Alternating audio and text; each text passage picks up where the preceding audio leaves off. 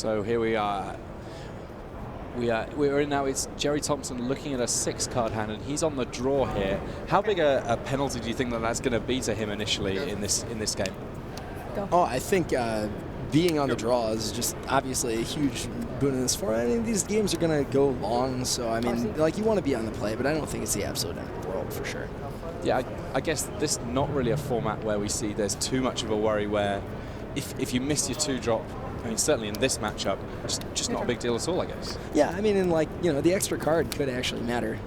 We'd see a Farseek from Melissa matched with a Augur Bolas from Jerry's side. It's kind of exactly what both those decks want to be doing on the second turn. Is that turn. a rewind that he's found there? A rewind? That's such a Jerry Thompson card. So that there, a counter spell, that means that after he's cast it, it will cost him 4 to cast, but counter target spell, untap your lands again, potentially cast another counter spell. Well, and actually can be sort of a ponderous, awkward card in general, but really, really good in this matchup where players are trying to resolve Haymaker spells over and over again. And Datura there with a Centaur Healer, that means that she's got a creature that can attack into an Augur Bolas fairly effectively. Will Jerry be able to hold back? We can see a Restoration Angel in his hand there. Is he going to be able to sit back and wait to get a little bit of extra value out of that Augur?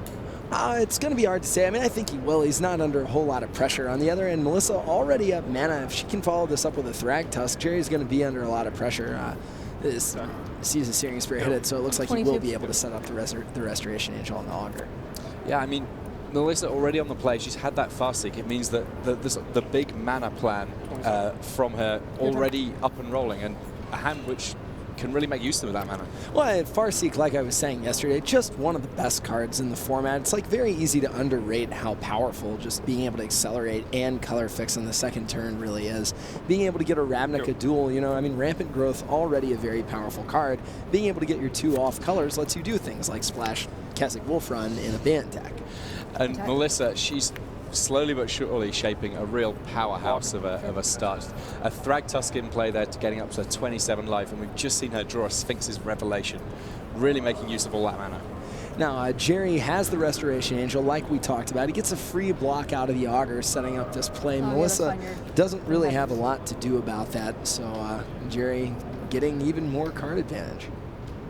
And is that Sphinx's Revelation there, one of the cards from Augur Bolas? That is Sphinx's Revelation, Think Twice, Restoration Angel. You have to think Jerry's going to take Sphinx's here, but he is a little bit mana light, so we'll see what he takes.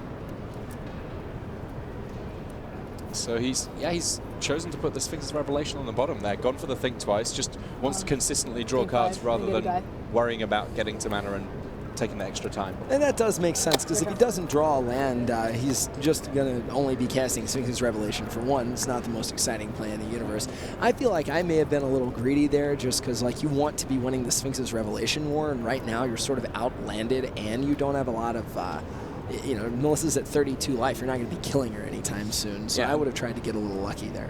The reason she's at 32 life there, a Restoration Angel, meaning that Thragtusk very, very briefly left the battlefield, came back, brought a friend, a bunch of extra life, and Melissa Datura, her board position looking pretty good here. Yeah, not bad at all. She's got, 11 power on the board, and even if Jerry has something like a Supreme Verdict or a Snapcaster for the Thragtusk, you know, Melissa has quite the army right now. Now, Restoration Angel, conveniently a 3/4, meaning Melissa can't exactly attack through it yet. Really could use a Kessig Wolfrun right about now.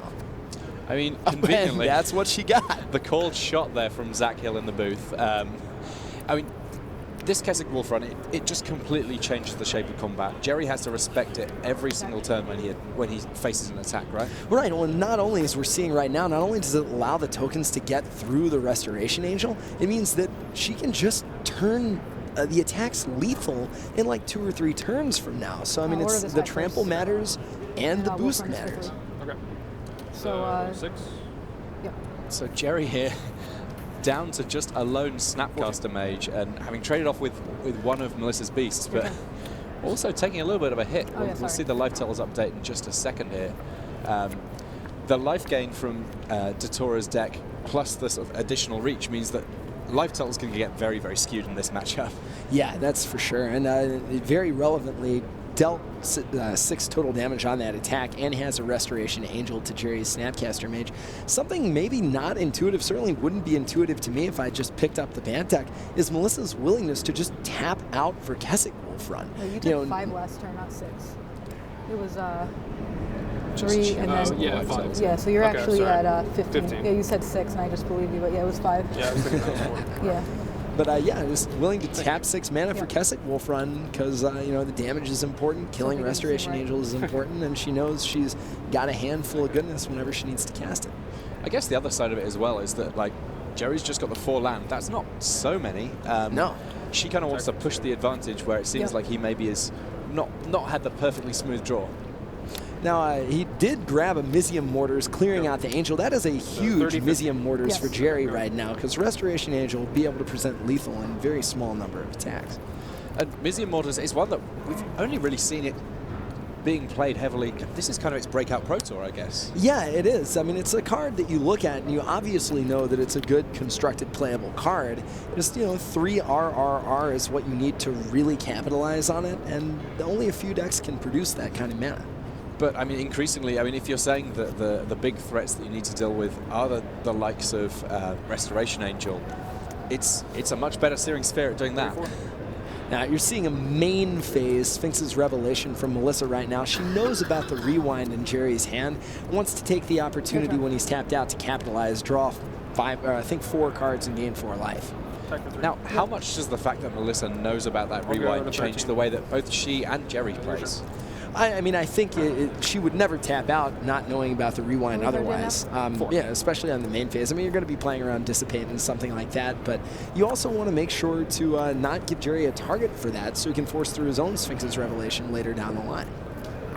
I mean, I guess at the moment, Jerry's the only person with creatures on the board. He can afford to sit back maybe a little bit on that rewind. But yeah, for sure. On the other hand, he's, you know, Melissa's at 31. So his 3 damage a turn not really going to produce lethal anytime in the very near future. And, you know, Centaur Healer now making that 34 life, I believe, which means that Jerry's just brickwalled on attacks.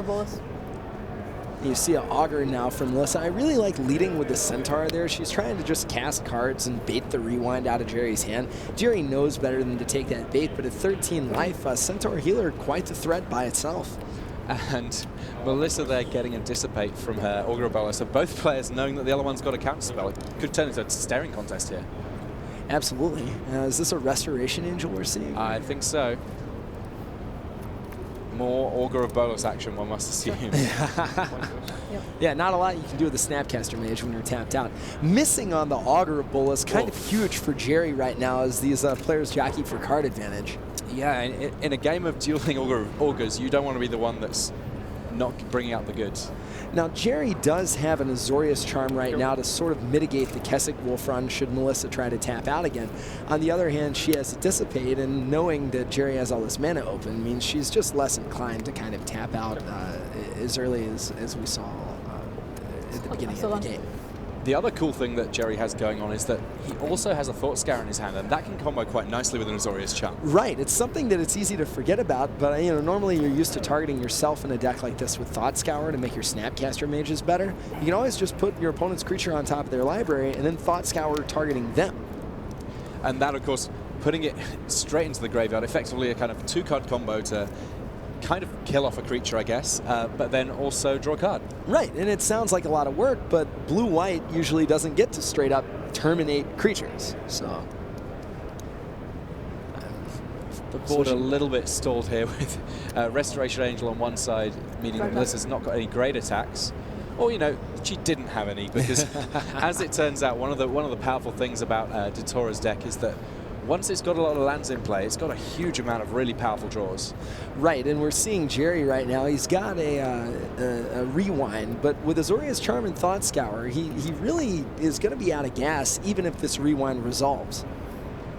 Melissa does, in fact, let the rewind resolve. So she doesn't use the Dissipate there that Jerry knows that she has. Sure. Quick update from one of the other tables. Shahar Shenhar is a game up against Paul Rietzel of the Battle of the Aggro decks. Actually taking slightly longer than I would have anticipated for the first game. Yeah, that's something that can happen in aggro matchups. It's just all your cards trade with each other, and the game actually goes longer than you'd expect. Now, I think the reason Melissa is sitting on the Dissipate is just that she's resolved a Sphinx's Revelation, and Jerry hasn't. You see Jerry targeting her with Thought Scour because this game might go long. So I think she is just trying to hold up the Dissipate should Jerry ever resolve a Sphinx's Revelation, knowing that she took the Rewind out of his hand. It's interesting you mentioned this idea of if the game goes long, I'm going to target you with Thought Scour. That's a long way off now, those two cards being relevant. But have already seen Melissa Datura lose a game due to just she's gone deep on Sphinx's Revelations and been run out of threats. No, and that's the thing about the Bant deck is that, you know, there's no Gaia's Blessing type card to like shuffle your graveyard back into your library. And, you know, the deck has a lot of threats, but still it only has a limited number of them. And in a deck that can draw literally its entire deck, sometimes you can just run out. Yeah, I mean, we've seen some control decks in the past using the likes of Elixir or Immortality. That not in these decks. Right. So when you get run out of cards, you're just out of cards. For sure. Now we see Melissa resolving the Thragtusk, going up to 39 life. Jerry top decks Searing Sphere, which is sort of an answer for Thragtusk. Also is not. He has the Sphinx's Revelation in his hand right now, but not really a good window to cast it. And I think we're going to start seeing Melissa attack again. Yeah, we mustn't forget that regardless of how this board looks in terms of creatures, lurking away in Melissa Datura's lands, there is a Kessig Wolf run. That one tapping red, green, and X to give target creature plus X power and crucially trample. Right, and the trample mattering a lot on a board like this with Snapcaster Mage, Augur, Bolas not doing a whole lot. Ordinarily, they'd make reasonable blockers. So Jerry just having to throw his whole team in front of these creatures here. And Melissa, you know, not even worrying about using Kessig Wolf Run on anything just yet. She's having a little thing. She's ordered her blockers, so she just wants to make sure that if she's only going to kill off one creature, she kills off the right one first. Now you see the hesitation here. I think you've got to be worried about tapping any kind of mana when your opponent's board is just, you know, he has, what, 9 lands? I mean, Datura has an Azorius Charm in her hand. That's possibly reminding her that the same sort of thing might come from Jerry. Yeah, for sure. And a Searing Spear will do the job just as well. Killing off the pointy end of... actually killing off the Centaur Healer there. So all of a sudden, Jerry with a fairly reasonable answer to that set of attacks, really, because he could have been in a lot of trouble there. Could have been in a lot of trouble. I mean, still not very bad for Melissa. You know, was able to get a 3/3 and 2 cards worth of value off the Thragtusk. Pumping with the Kessig Wolf Run on the healer, drew the Searing Spear. On the other hand, it was a Centaur Healer that was already blocked by Restoration Angels, so you can't be too upset about that turn of events if you're Melissa. 35. Now, if you're Jerry in this matchup, we've already seen that Melissa Datura can gain just a terrifying amount of life. Yeah. Do you just have to go in with a completely different sort of a game plan against this deck? I mean, I feel like game 1 is just going to be kind of rough. You know, without Planeswalkers to really sort of mill her out, it's hard to deal that much damage. So it sounds like Guillaume Wafotapa has 1 game up against Dennis Rashid over on one of our back tables. He's a 5, so just because he's playing control doesn't mean he can put the games away. He's doing it faster than on our main video table here. You have 2 cards? 2 cards. I mean, we are watching a Sphinx's Revelation mirror, so we might expect this to go a little long. We see a lot of turns, we see a lot of cards, we see a lot of life gain. Now, an interaction that's kind of interesting is Melissa's Dissipates, preventing Jerry from Snapcaster Maging back a Sphinx's Revelation if we ever get into a Sphinx's Revelation fight right now. And you can see that every single turn, she's being really careful to just leave that Dissipate mana up. Yeah, and that's like, you play this matchup enough times, that's exactly what happens, is that you just get kind of used to not tapping out, because something can always go wrong when you're in a battle of Sphinx's Revelation decks. Absolutely, yeah. It's the last one that resolves that typically wins the game. You don't want to pull that trigger too fast and potentially find that it's just not going to happen. Melissa just kind of at this point, again, like 1 threat at a time. I mean, with Wolf Run, this is why it's so powerful in this deck. You don't need your threat to be a Thragtusk. You don't need it to be a Restoration Angel. It can be cards like Augur that just draw you more and more cards. And without any blockers on Jerry's side, that frequently will be enough to do the job. Yeah, I mean, we've seen in control decks past the likes of things like Runechander's Pipe taking a relatively small creature and turning it into this massive threat. this deck's almost being more efficient because it's treating one of its lands as that kind of a spell. Right, exactly. Yeah, it doesn't need to use an entire slot on it. I'll draw a card. Okay. Melissa here just... That looked like a pretty sweet draw for Melissa there. I believe that was another Sphinx's Revelation. Yep. She's got to be getting close to low on cards right now. You know, doing a bunch of things in response to the Snapcaster, but doesn't really look like she's willing to fight too hard over it. And Jerry's got his own Augur of Bolas. Let's see what he gets. It's another Sphinx's Revelation. So on both sides of things, these Sphinxes, they've got some stories to tell, some cards to add to every single hand. Okay, so that second Revelation is huge for Jerry right now, because that means the first one can eat a Dissipate, and with the second one he can get right back into this game and have a high enough life total so that he's not under constant pressure from that Kessig Wolf run. Yeah, I mean, the 12 life he's on now is basically one swing for Melissa if she wants it, if she has a creature. But try and draw 5. He says try and draw 5. He kind of acknowledges the fact that this one's unlikely to resolve. And that's exactly what happens. 41 tap. Yep. And now, of course, Melissa has a window open to resolve her own Sphinx's Revelation. Let's see quite how much it's for. Yeah, it is 8. Yep.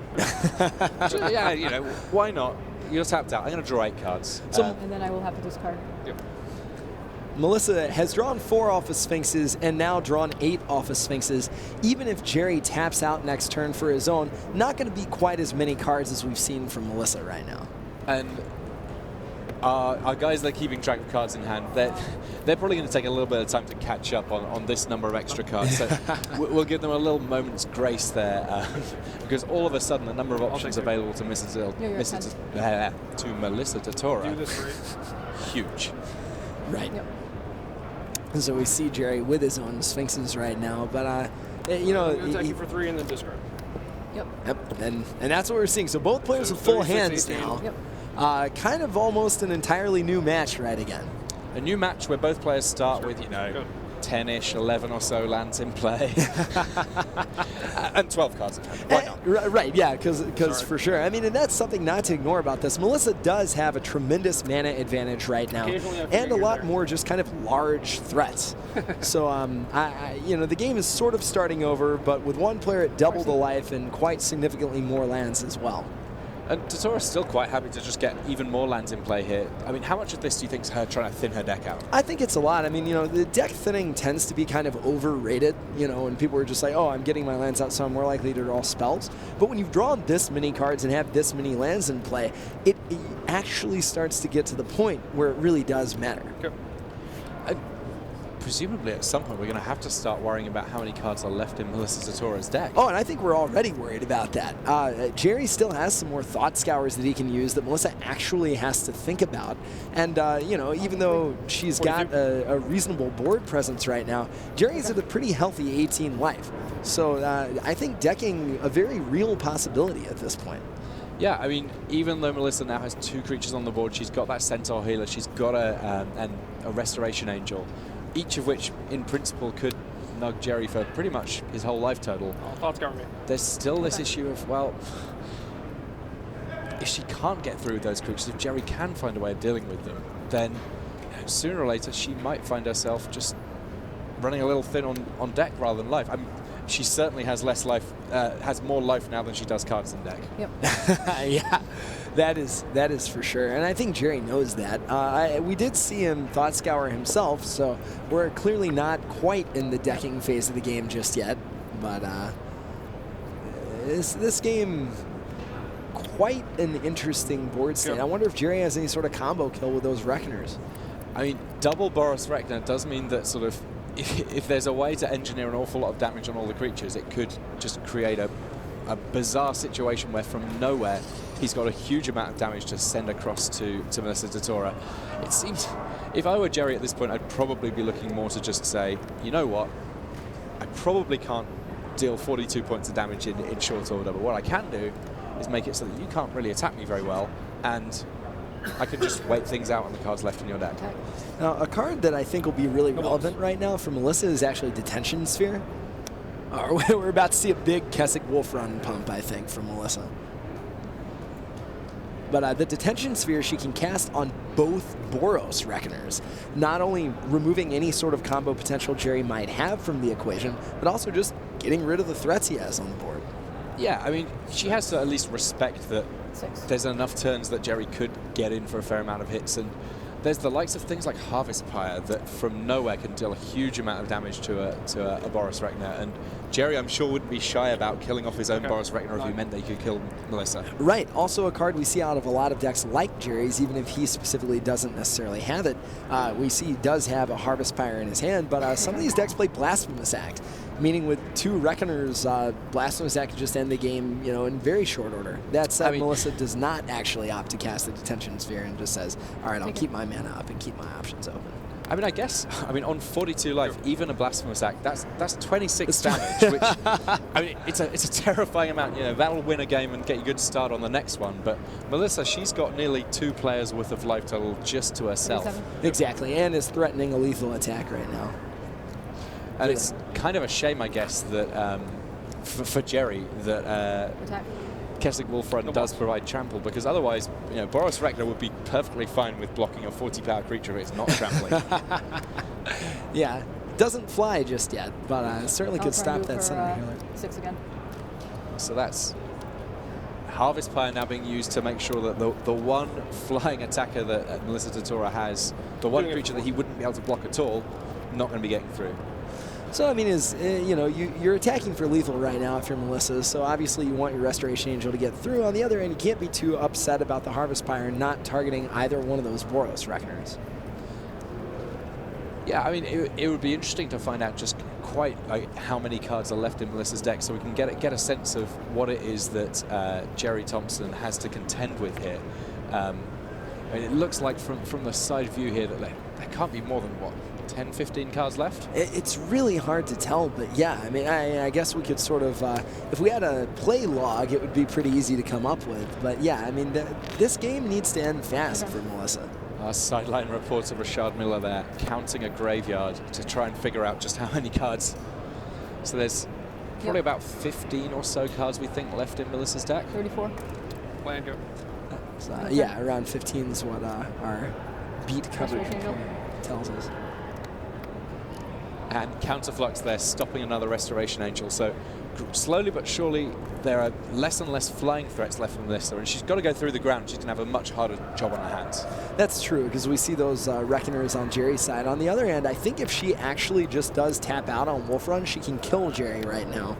But Jerry, of course, with 3 cards in hand, they happen to be lands. She definitely does not know that, though. Okay. So, kind of a complex decision right now. Oh, but we see the Detention Sphere we were talking about earlier. Does Jerry have an answer? Yep. Okay, he says very casually. I'm sure he's really feels okay about that play. Looking at Detention Sphere, again, a card capable of removing multiple threats at one time. Really effective in a matchup like this, too. It's more likely to go long. You're just more likely to be able to hit a couple of different targets with it. Yeah, I mean, card advantage, not just about drawing a lot of cards. This one dealing with 2 threats for just 1 card itself. So a nice little play for Melissa there to get ahead on the board. You see Melissa with all of her lands in her hand, and she's thinking, okay, well, I'm just going to turn these sideways and see what happens. Turn them sideways, let someone count them up, and see whether or not Jerry's still alive at the end of it. Now, you've got to feel like if you're Melissa, you at least want to keep 3 up for that dissipate just to prevent anything from going wrong. But okay. I mean, Jerry could easily, he does have cards in hand. He could easily be holding something like Azorius Charm. Right. And that would potentially make this big pump feel a little bit silly. Exactly. But it doesn't even need to be that big a pump for Melissa. On 9 life, she can kind of 6. So plus 6 power there. I have effect stuff for damage. A lot of trickiness going on right now. Pumping something, but still having sort of retaining priority to be like, no, it's still going to do some more before damage. Thanks. So that and Azorius Charm there to put it's, the Augur of Bolas on the top of Jerry's deck. That means there's only 1 toughness left to get through, so she gets to trample over a little bit more. Jerry on just a singleton life here. Yeah, and it may look like a weird play, but Melissa trying to keep Dissipate mana up, putting the Augur on top, so she knows Jerry has to draw it. That means he's got to have an instant in the top 3, and he does not. So Melissa Totora there winning game 1 against Jerry Thompson.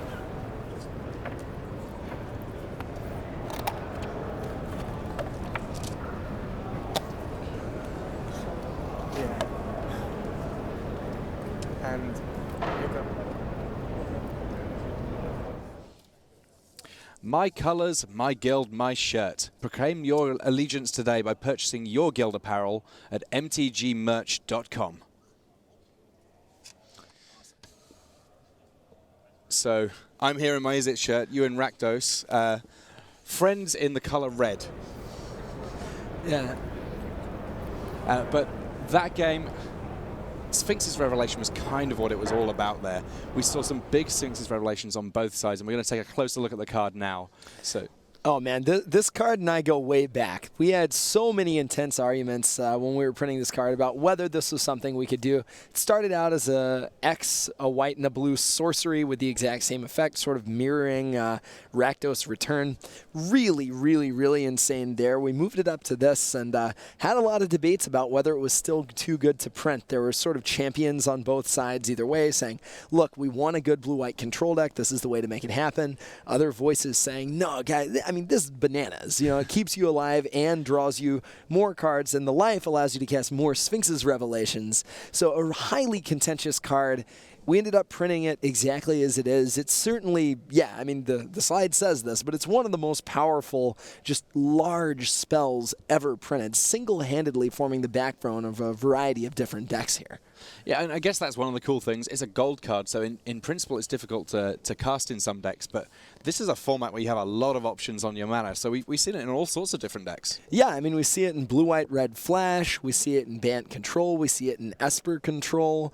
It's paired with Azorius Charm, which is also one of the premier cards of the format, as both a removal spell and a way to smooth out your mana and draw some extra cards. So, I mean, Revelation, I mean, it would be impossible to talk about current Standard without mentioning the impact that Sphinx's Revelation has on it. You know, to me, the defining point of the game was actually the point where Melissa was able to resolve that first Sphinx's Revelation for 4. And if you're looking at the board, okay, like nothing's attacking, blocking, nothing's dying, but getting ahead on that many cards means that for the rest of the game, Melissa was able to dictate the pace at which things progressed and just sort of slowly grind Jerry out. And so we're now moving across to sideboarded games. Now, how much is sideboarding really going to change the face of this matchup, would you say? I think it actually totally changes everything. So, I mean, Jerry in game 1 really has to kill Melissa through damage, but doesn't have a good way to stop all Melissa's life gain. Again, he has sort of the cute Harvest Pyre Reckoner combo, but even then he has to have 20-something cards in his graveyard in order to use that. But post-sideboard, I'm assuming he has access to a lot more mill effects, a lot more counterspell variants. I mean, he's got Counterflux in the main, but things like Negate that can really make it a lot harder for Melissa to force through those Revelations. All of that being said, Thragtusk is actually still kind of a problem for Jerry. Yeah, I mean, as a 5/3 body, it's pretty powerful, but then on top of that, also having the extra body coming along afterwards when it dies, just a very persistent threat. For sure. So we're just going to give you a couple of updates on how the games go on the back tables. Samuela Estrati leading 1-0 against Rafael Levy. Then we have, in the Reitzel Shenhar match, we told you earlier on that Shenhar had won the first game, and I believe that we're now tied at 1-1, so Paul Reitzel has been able to pull back that second game. They're hidden playing the Aristocrats deck that we saw quite a bit yesterday on camera. And then the Wafo Tapo Rashid match is now also tied, so lots of potential to see a few extra games even after this match finishes. A very exciting time here in the feature match area. Yeah, for sure, and a very exciting time for all these players. You know, this is a really, really, really critical point. You know, a lot of people just sort of on the cusp. A lot of people, you know, can't afford to lose another game. Or another match if they want to be in top 8 contention at all. So These are going to be a big next 15 or so minutes for a lot of players. There's only 3 players currently at 10-1. 2 of them are sat in our feature match area on camera right now, Jerry Thompson and Melissa DeTora. Ben Stark on table 2, he's playing Eric Froelich. No easy games for the players on 30 points this round.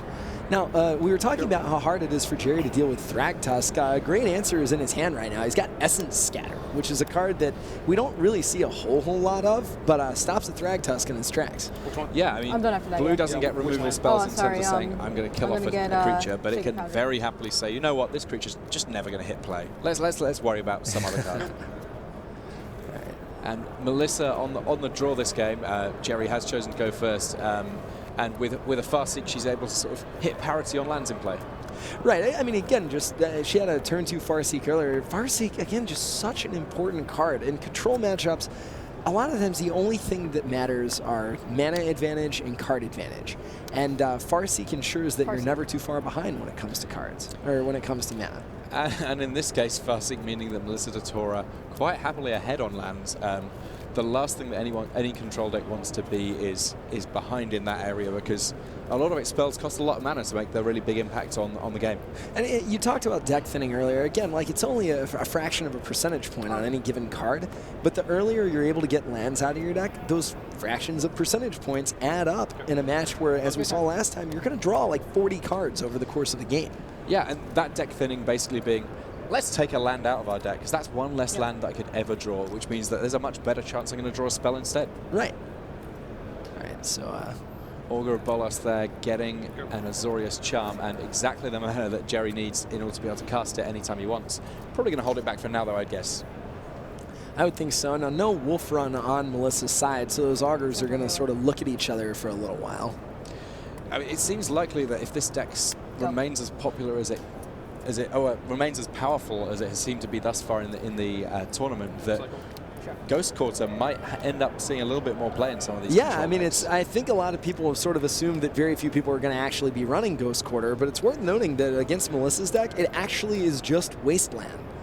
Yeah, there are absolutely no basic lands in Melissa DeTora's deck, so you can use a Ghost Quarter to just kill off a problem land, probably a Kessig Wolfram. Yeah. And then there's no basic lands for her to search up. Yeah, it just goes away. Not one we're going to need to worry about in this matchup, but certainly if you're thinking about taking this deck to an FNM sometime soon, you might want to just bear in mind that there is room in the format for people to come up with answers to this deck. For sure. Now, something that happens a lot, we've been referring to these decks kind of as control decks, but I mean, they are and they are not. They're also tempo-oriented. Yeah, I draw a lot of Farseeks. Sure. They're all 4 Farseeks there from Melissa DeTora. She said she drew a lot. She drew all of the Farseeks that she's allowed to draw. That is true. There had better not be any more Farseeks. But I mean, I'm sure that Jerry would be quite happy if there were, because that's a very quick judge call. But anyway, as I was saying, like, Centaur Healer, not a card that you normally think about keeping in control matchups, but Melissa just needs the threat and can afford the extra life points to draw the game out as long as she wants to draw it. So sort of a counterintuitive card to leave in this type of matchup if you were just thinking about it as a control-on-control deck mirror, but it's not. It allows her to get extra value out of Restoration Angel, put some early pressure on Jerry, and as we see right now, start picking away at his life total. And there's that Sphinx's Revelation again. Now, Melissa's going to have to be a lot more careful about how she chooses to resolve it this time round than she was in Game 1. A lot more counter magic potentially available to Jerry Thompson. And looking at his hand, he's got some of it right there ready. Yeah, we see Essence Scatter not really going to do anything on the Revelation, but it allows him not to have to spend a Dissipate on a Thragtusk. And then Negate and Counterflux, and plus the Negate in Melissa's hand, meaning we don't really expect to see a lot of Revelations resolving anytime soon. And Counterflux, I mean, that's a really interesting one, because that just changing the face of a lot of board states. But in the meantime, if you want to change your board state, Restoration Angel, a pretty good way of doing it. Yeah, a really good way of doing it when you have an Augur of Bolas in play and your opponent is attacking with a 3/3 creature. This could be a defining moment of the entire game. I'll draw. So, Melissa takes this window opportunity to cast Sphinx's Revelation, but Counterflux, the perfect answer. And just huge for Jerry right here. I mean, he's able to have exactly enough mana open to cast the counterflux. The Angel still resolves. Centaur Healer hits the bend. Melissa is out a Revelation. Jerry has his own Revelation with a negate to protect it. And I think Jerry has just really turned the tide over the course of that last turn. I mean, the power of counterflux there over any other counterspell. Melissa had the mana up, she had the negate, but you can't counter counterflux. It wins every counter war. That's exactly right. I mean, that is one of the advantages that Jerry has playing red in this matchup, is counterflux is the ultimate way to say no. And saying no he did to now engineer a situation where Melissa, she's got a ton of lands in play, which is normally where you want to be with a control deck, but she's not got a whole lot else going on. No, that's exactly right. And that Restoration Angel now taking her life away in 3-point increments. Melissa not at 40 this game like we saw last time. And an Essence Scatter there on Restoration Angel. Jerry very much in control of this game at this point. I mean, you've got to have a lot of respect for the amount of counter spells that Jerry has access to right now. I mean, you see Rewind, Essence Scatter, Negate, and Counterflux. A lot harder for a deck like Bant that's trying to tap out on its main phase basically every turn to power through all those counters. And that a Dispel being picked up there as another Restoration Angel flickers Augur of Bolas. So he's got pretty much every kind of counterspell you could possibly hope for. I mean, what counters does Jerry not have?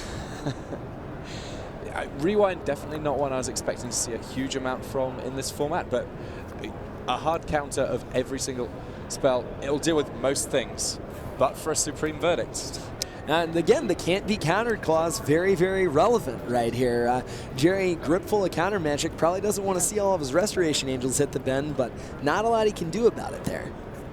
So the board now empty, but Jerry doesn't seem too saddened by it. He's been able to leave mana up, and he's drawing an extra 4 cards, gaining 4 life here from Sphinx's Revelation, which is almost sure to resolve. Yeah, and he has got a negate for Melissa's negate. He's drawing 4 cards. He has a Boros Reckoner in his hand.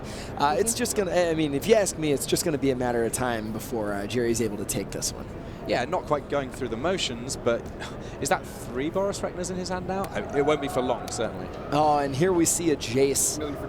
Jace starting to mill Melissa out for 10 here, so even if she is able to cast a card-drawing spell, that's going to be the game.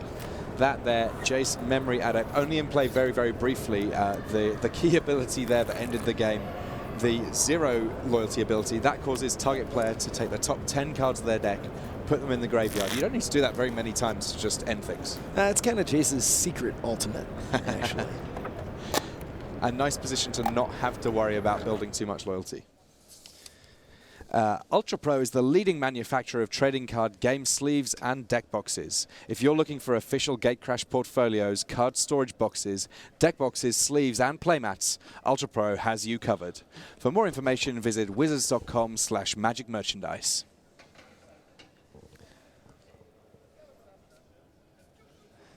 So one card that we've seen from both of these decks is Augur of Bolas, fulfilling kind of a different role and also sort of a similar one. We take a look at it right here. It was in Magic 2013. It was I was at least partially responsible for this guy. You know, everybody likes a good value creature. Yeah, thanks. A lot of things you can do with Augur in this format. I mean, in some ways it just helps you sort of machine gun through your deck and find certain copies of things you need, but obviously very, very powerful in concert with Restoration Angel, and also very good against the red decks because it blocks Ash Zealot and Rakdos Cackler and Stromkirk Noble all day long. Yeah, not a human can block that Stromkirk Noble absolutely fine. Interesting last point there. I didn't know this one, that the early design version tutored for any 2-cost instant or sorcery. Yeah, it was a 1U, 1-2. You could go and get any instant that, maybe it was instant or sorcery. Eventually it was just instant. I can only get 2 mana instants. We're really setting up the charm cycle in Ravnica, but it turns out that tutoring is very good. Yeah, so I must admit my mind a little bit blown by what Bizarro World Augur of Bolas might have made the standard format look like, and indeed probably quite a lot of other formats too. I mean, imagine that in Vintage. You could do a few powerful things with that. But as we're seeing in Melissa's deck, you know, it can also just be lethal by itself with a Kessig Wolf Run. Other decks put a Rune Chanter's Pike on it, so that 1/3 body may not scream offense to you, but it can end the game in short order with the right help. Yeah, and it's pretty offensive, I must tell you, when you find yourself on the wrong end of a 16-powered Augur of Bolas. Right, you're like, oh, I thought I dealt with all your real threats. It turns out that that weird little card drawing spell that you have is also a guy that's going to kill me. When did that exactly. happen? I've got to say, I definitely thought Melissa was heavily favored game one, but with all these counter spells from Jerry, it just seems very difficult for her deck to get ahead. I mean, you know, she can nickel and dime Jerry's life total with Augur of Bolas, but how's she ever going to resolve a Revelation or a Thragtusk or her own Jace? I mean, it seems kind of hard for her to get ahead right now. Yeah, the Farseek's doing really good work in game one, getting her to a position where she could leverage her big spells, but this time around it was almost as if she'd drawn. I think she probably would have traded in that 4th Farseek for something else. Yeah, I mean, you definitely want to cast the first one, but 4 is, you're going to be a little bit mana flooded. Yeah, and the deck thinning of removing a land from the deck, just not worth it over the top. Once you got 10 lands in play, the 11th not as important as the 3rd. No, precisely. So each player looking at their starting hand, they get a good look at Jerry's hand and indeed Melissa's. So now we see a Witchbane Orb in Melissa's hand, kind of a different card, but really, really, really good against Jace Memory Adept, keeping you alive. So everything kicking off here, stomping ground from Melissa Zatora. She's going to have the access to the red mana she needs for Kessig Wolf Run, but that's a little way off. She's starting off with a Farseek, just, you know, the traditional lots of lands in very short order. Yeah, I mean, again, the power of Farseek. Like, you had the most awkward hand in the universe a second ago was Stomping Ground Azorius Charm, but Farseek means that that's not even a problem. And Augur of Bolas there successfully finding a 2-mana instant. In the form of Think Twice. Maybe not the instant you tutor for. If Jerry had to choose one instant in his deck, I'm not sure that would be the one he goes for, but it's certainly not unhappy to have another way of drawing a few extra cards. No, absolutely. So do you expect her to just tap out for Witchbane Orb right now while she knows she can resolve it, or does she want to be more patient than that? I mean, it's definitely a powerful card to get into play, and Jerry not with too many ways of dealing with it as a permanent. I mean, I think that he does have Detention Spheres, but I'll cast it. yeah, not something that is needed right now, but definitely tempting to get in play. Right, so Melissa Farseeking up Hallowed Fountain, has her own Augur of Bolas to make sure she doesn't take too many damage, and Jerry looking a little landlight right now. Yeah, so Jerry actually has Oblivion Ring at one end of his hand and draws the extra land there. I'm sure very happy to make sure if you don't want to get stuck on 2 land in an aggro deck, imagine it in a control deck. No, the easiest way to lose control deck mirrors is to miss early land drops and just fall too far behind. Well, nevertheless, Jerry tapped out. A huge Thragtusk for Melissa right here. Was that straight off the top of her deck? I do believe it was. That is how professional Magic works. Wowza. 25 life, and if Jerry finds a way of dealing with that 5-3, there's going to be a 3-3 coming right back afterwards. That's exactly right. I mean, we look at his hand. He's got Mizzium Mortars. He's got a pair of Oblivion Rings, actually, to deal with it. But, I mean, the place where you want to be is not missing your 4th land drop and having to use spot removal on a Thragtusk. And it looks like there might be a Restoration Angel in Datora's hand.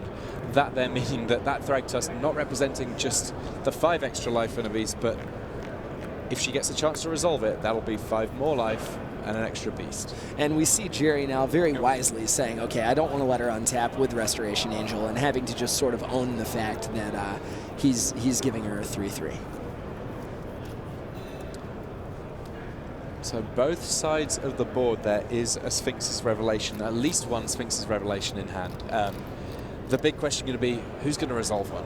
I think if you're Melissa right now, you might even just tap out for Sphinx's Revelation. Like, Jerry can't really punish you with 4 mana. If you draw a Dispel, you're not too upset about that. Like, Dispel is going to get you anyway. So I think... this for 3. All right, well, that's not what she does, though. Yep. Was that a big Kessig Wolfram attempt there? That's exactly what that was. And I can understand that, wanting to punish Jerry while he's behind on lands, not worrying about cards right now, and making sure you have a threat on the board. Oblivion Ring there, permanently removing that beast token from the game. As a token, as soon as it leaves the battlefield, it's just gone. It's never coming back from exile. That's exactly right. Yeah, even if the Oblivion Rings goes away, the token not coming back in any sort of meaningful way.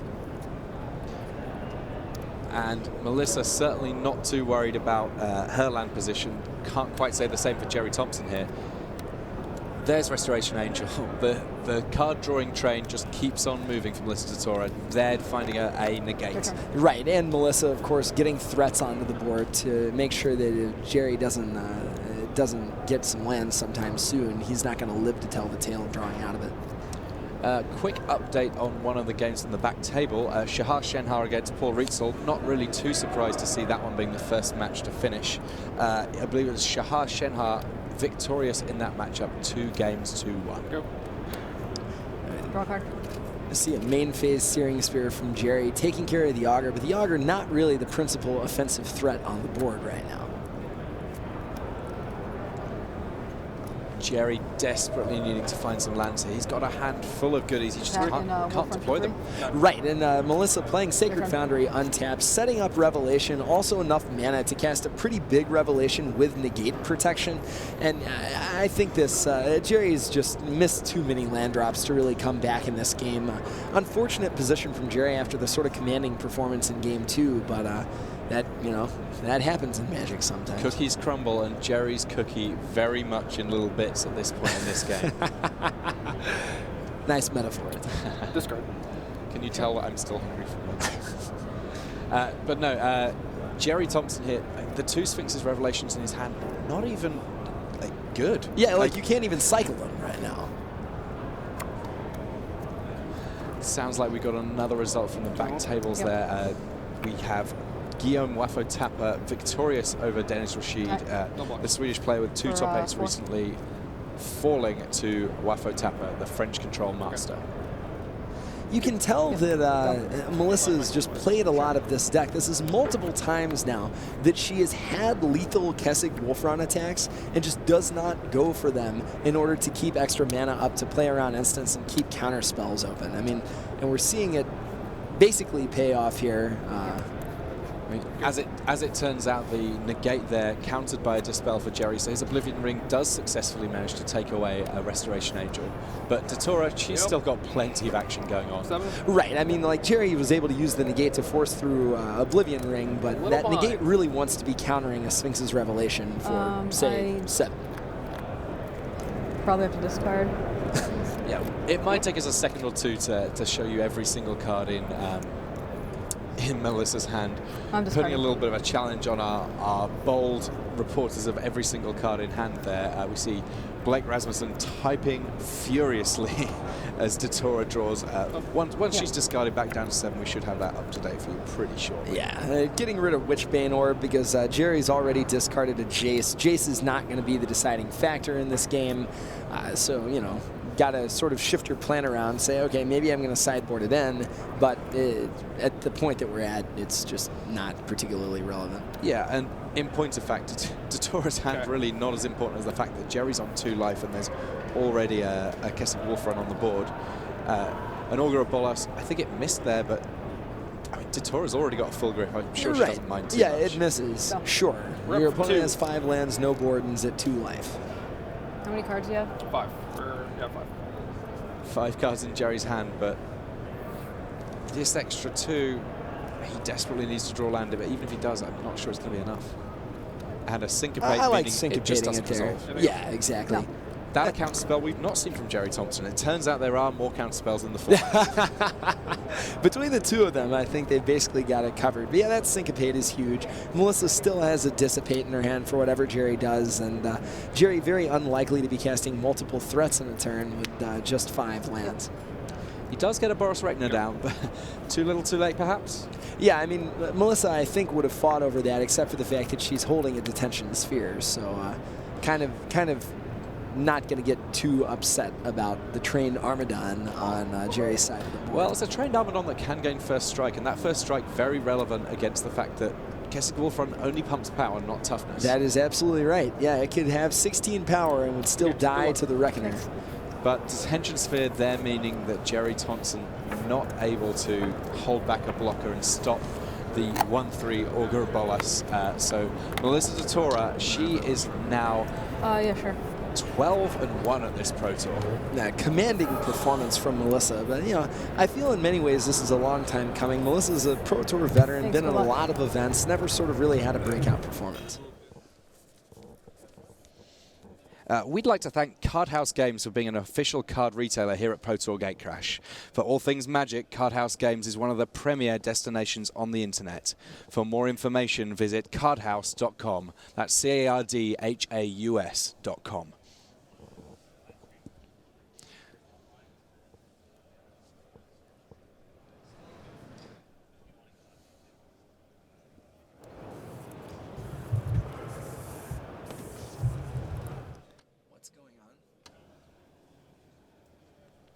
So that match, a pretty climactic conclusion there. Kessig Wolfrun once again doing the do for Melissa DeTora, and I believe that our sideline reporter, Rashad Miller, is going to be able to get her reaction to exactly how that matchup went. Yeah, I mean, just it was very interesting. I mean, Jerry, it was sort of land light in his last game, but each one of those games played out very differently from one another. I mean, it almost looked like we saw like 6 different decks in play. Yeah, we had aggro decks, we had control decks, sometimes morphing midway through the games. It was a really interesting sort of combination there. But we are now going to jump across to the feature match area, though, to speak to Melissa. We're going with Sid. Yeah, sure. Okay. Hi, I'm Rashad Miller, and I'm here with Melissa DeTora. She's 12-1 now, and we're going to talk a little bit about Game 1, because that was a real up-and-down game going, even though you were at like 42 life, but it was still, it seems like there was a couple key points there where the game swung in both favors. Tell us what happened there. Well, I knew he had one Sphinx Revelation. I had to just make sure that it didn't resolve, and then there was one point, and it didn't resolve, I countered or something, I don't know, but then he drew another one, and I was like, oh wow, like, the game just totally changed, and I had to like find a threat real quick. So it was all about the Sphinx Revelation. Now, there seemed to be a time where you were in real danger of getting decked. And Jerry Thompson had a nice board presence where he was able to block a lot of your creatures with Boros Reckoners. And do you remember how you got out of that? Well, I knew that I had not drawn a Supreme Verdict yet or a Detention Sphere, so I knew that eventually I would draw it unless he thought scoured me or something. So that's what happened. I drew the Supreme Verdict at the right time. All right. Melissa DeTora, 12-1, representing Simic. Back to you, Tim and Zach.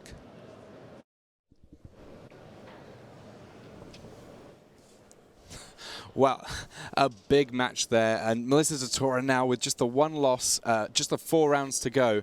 She's got to be in fantastic shape for top 8 now. Well, absolutely. I mean, it's, you know, a lot of the times we've seen Pro Tours, like especially in day 1, where you're like, okay, well, I've had pretty dominant performance, but I've got to shift gears and draft. I think Melissa has what you could argue to be the best deck in the room, one of the best performances on a great team. So I think you have to be pretty excited that all you have to do is keep winning with a constructed deck that currently hasn't lost a match so far.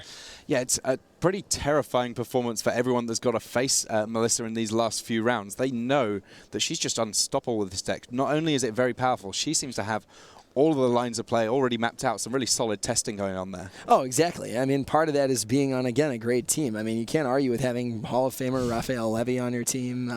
You know, a lot of other stars, sort of a little less high profile than some of the Channel Fireball and Star City guys, but I think if you sort of take the team's match win percentage, I think they're actually at the top of the standings for the bulk of the team. Oh yeah, and it's kind of cool as well that, I mean, we speak about a lot of teams. Certainly, we've seen the likes of Star City and Channel Fireball have some huge finishes in the last few PTs.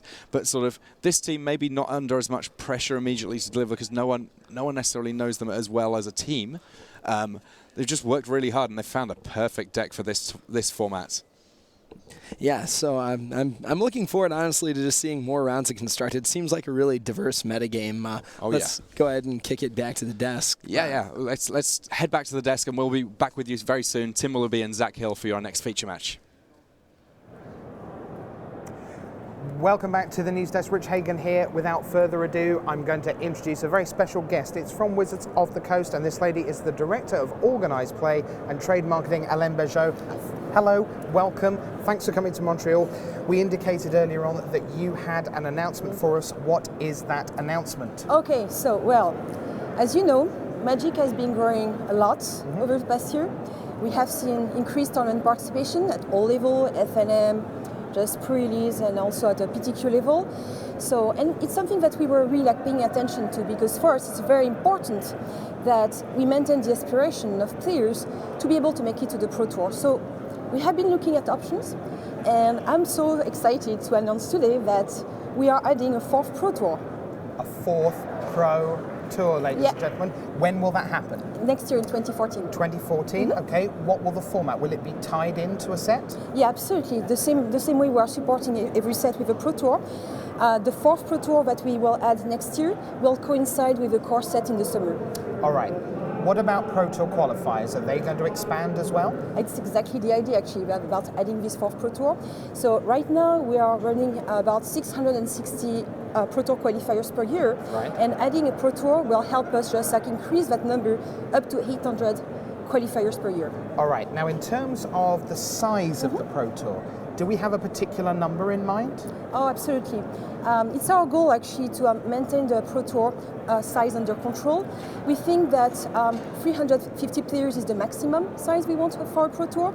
And so with the addition of this Pro Tour, we will be able to maintain that Pro Tour size without, just by still increasing the number of PTQs. Now, of course, some people will ask, why can't Pro Tours have 500 players, 1,000 players? Why not? They could, actually. They could, because it was suggested a couple of times. However, our experience has shown us that when we go over 350 players, it's detrimental to the quality of the Pro Tour. We want the Pro Tour to remain special, and that's why it's important that we just keep it just at its current size. All right. So this will presumably mean some changes in the pro season moving forward. Yep, okay. Absolutely. So for the current season, just as a reminder, the current season will end with the Pro Tour Dragon's Maze in San Diego. And with the addition of the Pro Tour, what it means for the 2013-2014 season, that will start with Grand Prix Guadalajara. In Mexico? Yes, late May, is that season will run until the Pro Tour for the core set in the summer of 2014. So it will be a 15-month pro season, and then will we go back to 12 months? Yeah, absolutely. We consider the next season as being like an adjustment, so it's transition year. But afterwards, for the 2014-2015 season, that will start with the first Grand Prix after the core set Pro Tour.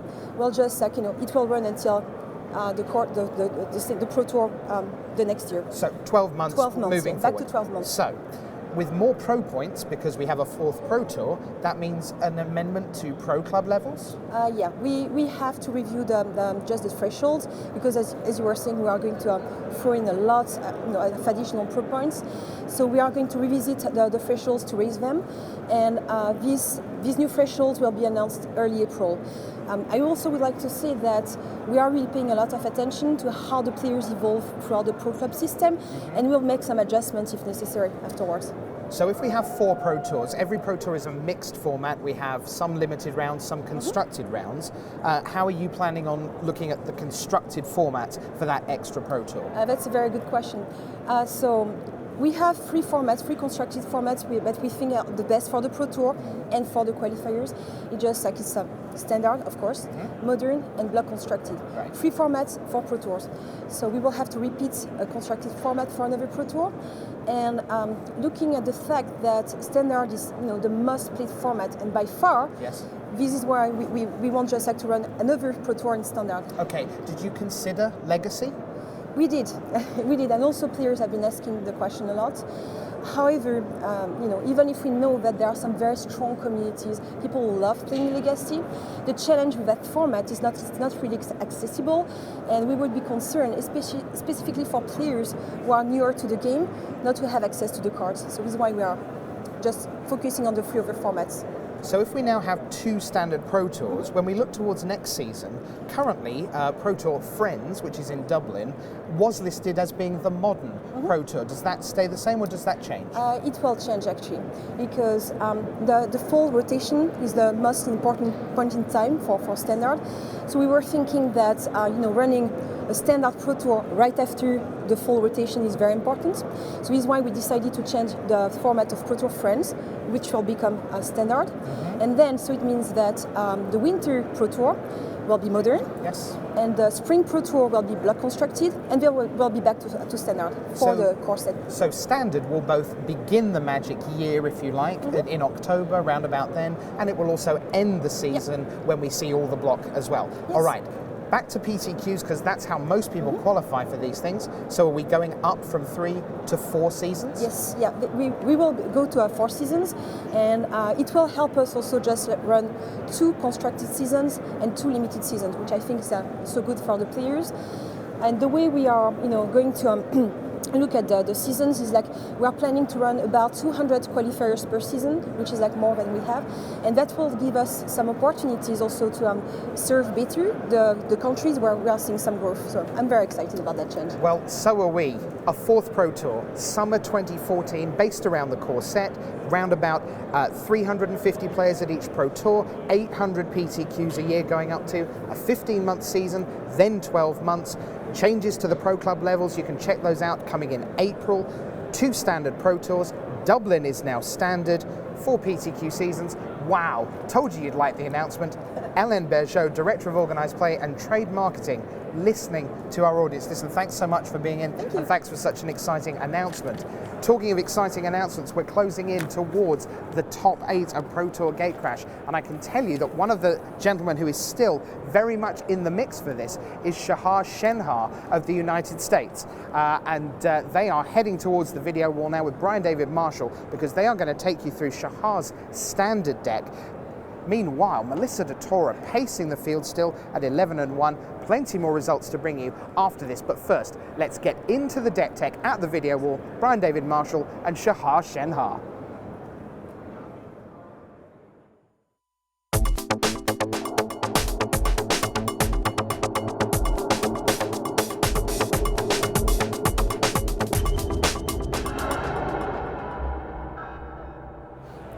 Hi everybody, welcome to the tournament center here at Pro Tour Gatecrash in wintry Montreal, Canada.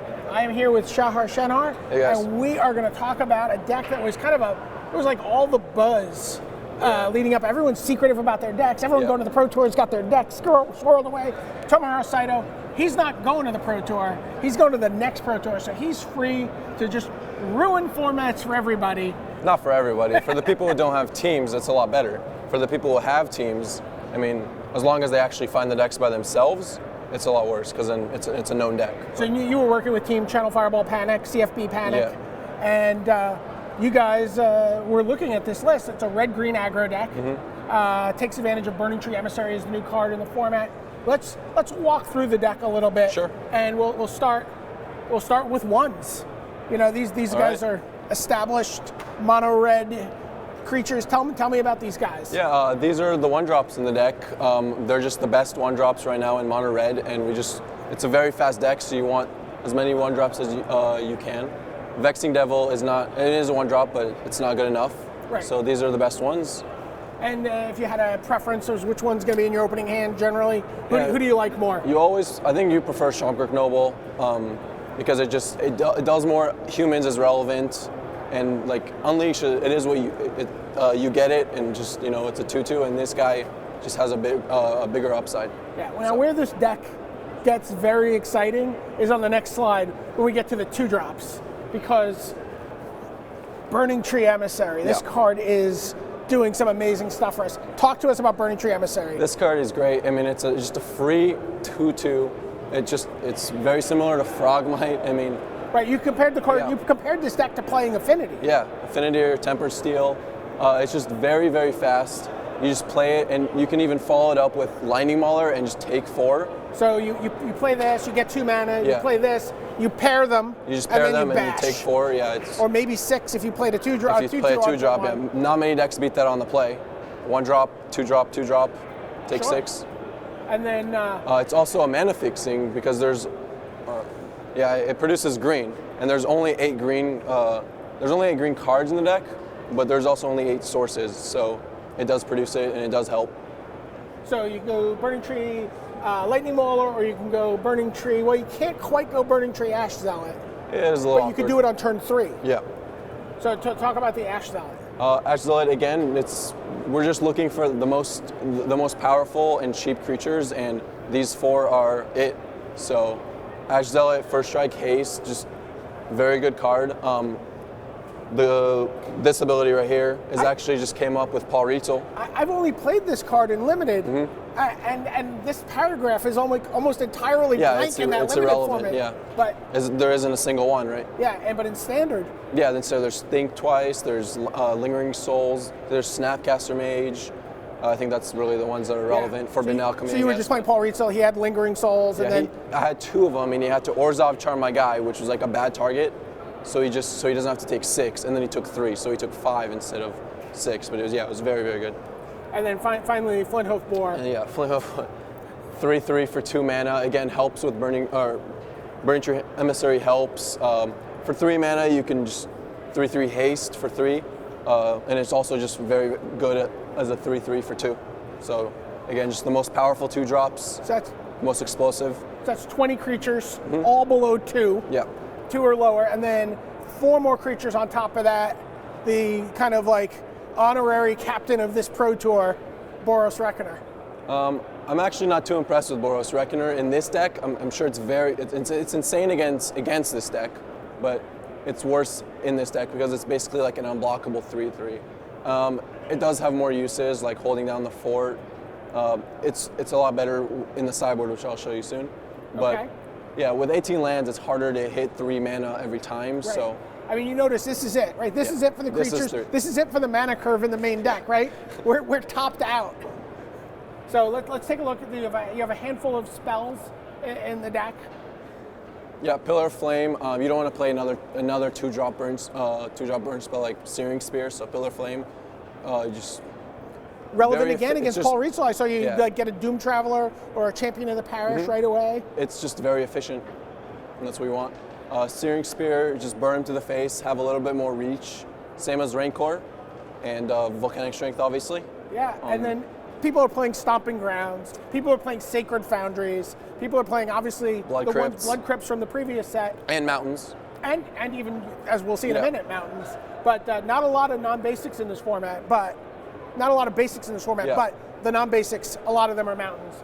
You're playing Stomping Ground, Rootbound Crag. What is this? Those are not the mountains I'm playing. Those are not the mountains. What mountains do you play? Zendikar from Kalkano gave me Zendikar Mountains. Okay, so. that's a nice choice. Yeah. These are the mountains we had in the digital image bank. 10 mountains. This is, I could see 10 deck lists out on the top tables of this event and not find 10 basic lands among those 10 decks. Yeah. Right? It's possible. This is such a weird thing to see. Let's move ahead. So 18 lands. That's crazy. Yeah, 18 lands. So talking about the sideboard, tell me about these cards quickly. So Scroll Rack is basically against Thragtusk. It's fine against Revelation, but I mean they're still drawing cards, so it's not as good. But Thragtusk is a big one. That's basically it. I mean you're boarding against the life gain. You can also damage can be prevented is also relevant with Fog. Sure. And Gloom Surgeon, for example. Oh, that's very interesting. Gloom Surgeon was a breakout sideboard card, and even main deck card for a lot of people. In Jund. Blasphemous Act? This card was seen playing like blue-white red for a little bit, and it didn't really work out. But in the sideboard against like Naya aggro or Naya mid-range, or maybe even Jund, depending on what their deck is, it's very good because you're obviously not going to play for 9 mana. You're going to play for like 3 maximum, and if you have Boros Reckoner, which is it does 13 damage. Yeah, so, you're just like, kill everything, kill you. It's a nice little combo. Where are you bringing in Mizzium Mortars? Mizzium Mortars goes in against Luxon and Smiter decks. Like if you need more removal for like Nighthawks, and just to put more removal for. You sideboarded against Toughness. Yes, Toughness. And you're never overloading this, right? Jesse Hampton actually is playing the same deck, and he had 10 lands in play and 2 lands in hand with 18, and he overloaded it in 1. So last couple cards, 2 more Volcanic Strength against the red decks. Dharmi Raid, yeah. Also against against verdicts and just decks that have a lot of removal. It just gives you a little bit more reach. And I guess that's the same thing that Hellrider is doing. Hellrider also, yeah. With 18 lands, you don't want to play too many of them, so we just wanted to play one as a little miser. It's very good against Rito. So where are you right now in the tournament? I am X3. X3, okay. So that's great. You're on your quest for platinum this year. Yeah. Second year in a row you'd be hitting platinum. Mm-hmm. Good job. We're going to let you get back to the tournament, let you back to setting people on fire. It's an unwholesome thing for a young man to be doing, but you do it very well. For Shahar Shenhar, this is Brian David Marshall from the Tournament Center.